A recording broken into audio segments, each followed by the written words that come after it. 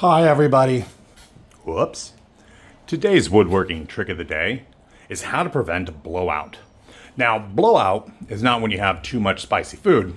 It's when you're cutting or drilling a piece of wood and it splinters like this.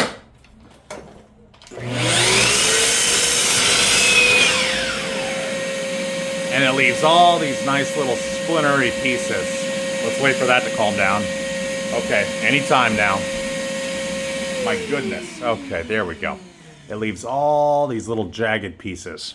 Simple fix is to use one layer of painter's tape.